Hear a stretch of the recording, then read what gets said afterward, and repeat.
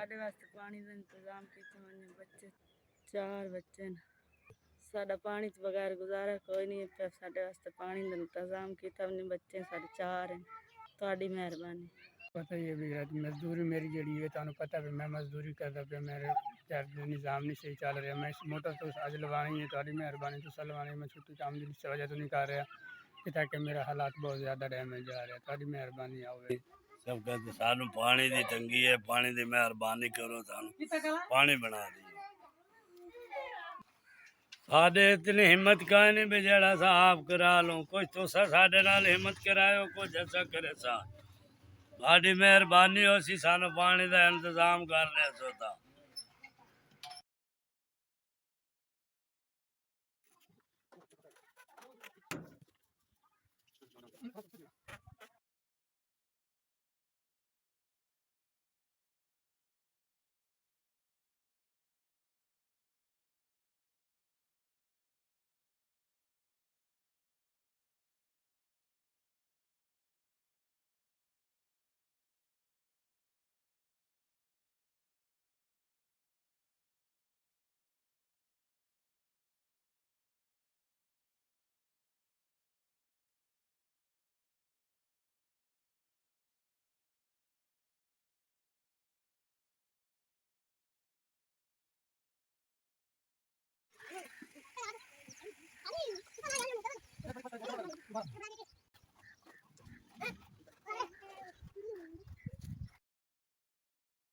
चल गई है बड़ा तुम्हारा शुक्रिया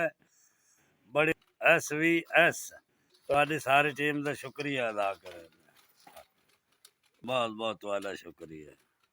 अदा तुहाडे इंतजाम साडा हो गया मेहरबानी तुहाडा शुक्रिया अदा करदे भाईजान मजदूर बंदे तुहाडे पानी का तुसा इंतजाम कर दिता और हर शय मुकम्मल ला के दी ने मेहरबानी तुहाडा शुक्रिया अदा कर रहे SVS वाले ने मेरे तो दुआ करे भाईजान।